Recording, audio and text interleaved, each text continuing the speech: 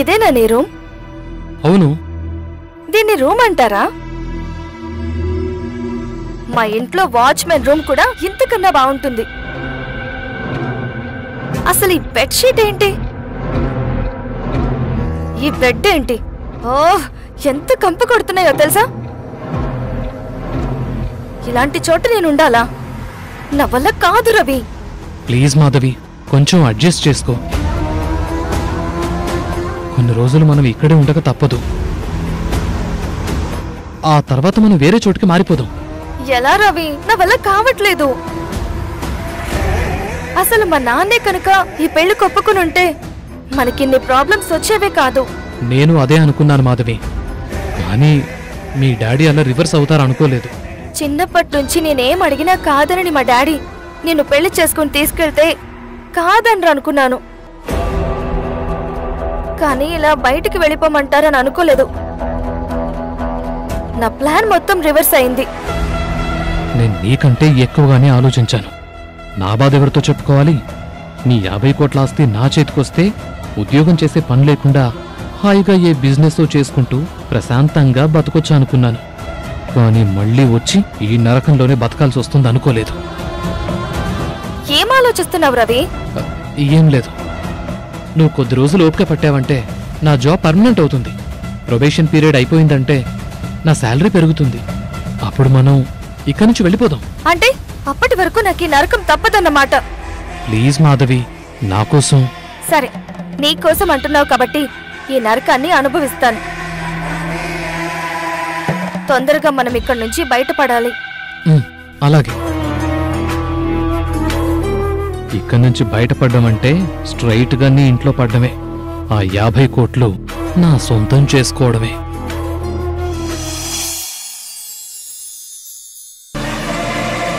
ఇదిగోండి సార్, ఇక్కడే ఉంది. Excuse me. కళ్యాణ్, నువ్వేంటిక్కడ?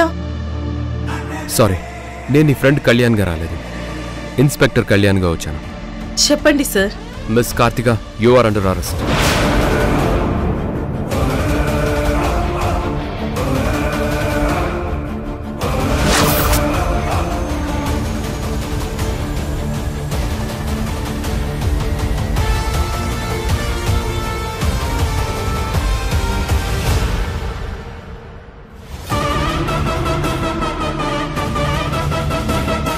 దేనికి అరెస్ట్ చేస్తున్నారు?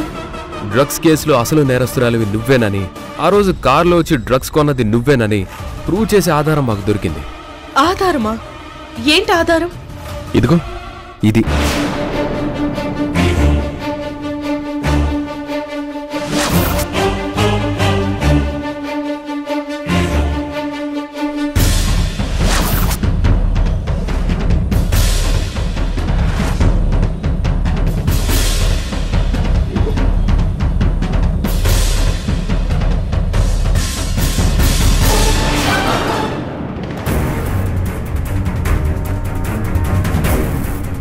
ఆ రోజు సీసీ ఫుటేజ్లో చూసిన కడియం ఇదే. ఇది నీ చేతికే ఉందని, దీన్ని నువ్వే వాడుతున్నావని కావేరి తెచ్చిచ్చింది. సో నిన్ను అరెస్ట్ చేస్తున్నాను. పోలీస్ స్టేషన్కి వెళ్దాం, పద. అంటే తను చెప్తే నమ్మేస్తారా? ఏ, నువ్వు చెప్పింది నమ్మి నన్ను అరెస్ట్ చేయలేదా? ఇన్స్పెక్టర్ గారు, తనని తీసుకెళ్ళండి. అది కాదు Kalyan. Call me sir. Sir, sir అసలు అదంతా స్టేషన్లో మాట్లాడుకోవచ్చు, పద. ఒక్క నిమిషం ఆగండి ఇన్స్పెక్టర్ గారు.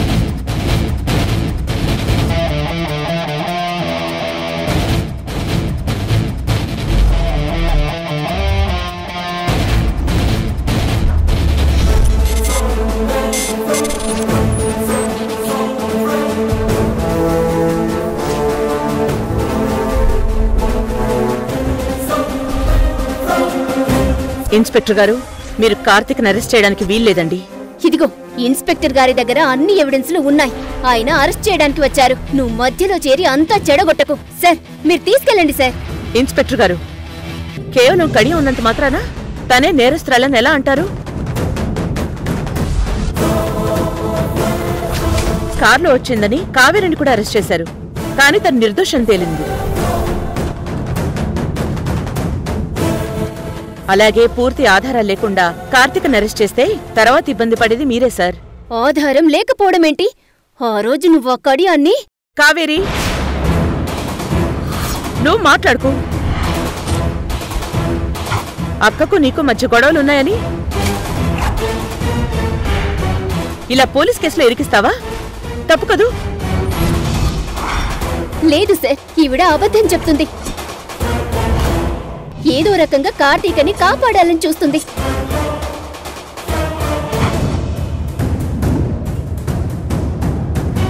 ఆ కడియం మా అక్కదే సార్. కావేరి, నువ్వు సైలెంట్ గా ఉండు.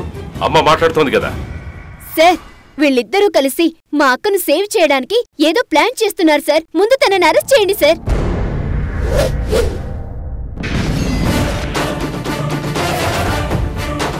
ఎలా అరెస్ట్ చేస్తారు కావేరి? కడియం ఒక్కటే ఎవిడెన్స్ కాదు. అదే ఎవిడెన్స్ అనుకుంటే ఇన్స్పెక్టర్ గారు ఒక నిమిషం ఉండండి. పంకజం, పంకజం, వస్తున్నాను అమ్మగారు. అమ్మగారు, ఏది నీ చేతుకున్న కడియం సార్ చూపించు.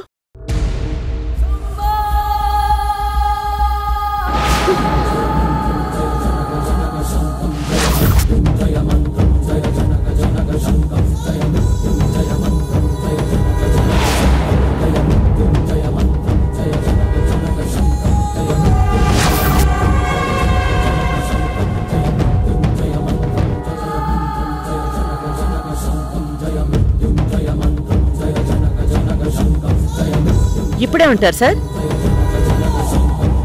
అలాంటి కడియమే తన చేతికి ఉంది కాబట్టి పంకజం కూడా నేరస్తురాలవుతుందా? తను కూడా డ్రగ్స్ కొంది అంటారా? ఓ, భలే ప్లాన్ చేసింది ఈ రాక్షసి. నేను అమ్మా అని పిలవాలని ఇలా ప్లాన్ చేసిందేమో. నెవర్. అమ్మో, ఇదేంటమ్మగారు? నాకు ఉల్లిపాయలు కొనడం తప్ప ఈ డ్రగ్స్ కొనడం తెలియదు అమ్మగారు. ఇప్పుడు చెప్పండి సార్, ఇలాంటి కడియం ఉన్న అందరినీ మీరు అరెస్ట్ చేస్తారా? సార్, మా అక్కని అరెస్ట్ చేస్తారని తెలిసి పంకజానికి సేమ్ అదే కడియం తెచ్చి వేసింది.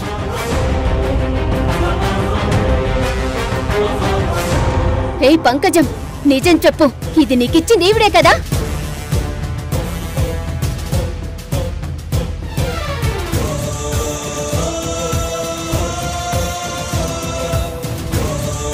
సార్, ఇదంతా డ్రామా సార్.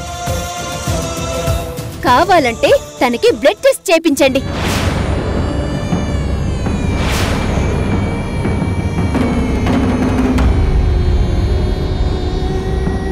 అంతా బయటపడిపోతుంది సార్. ముందు దాన్ని అరెస్ట్ చేయండి సార్.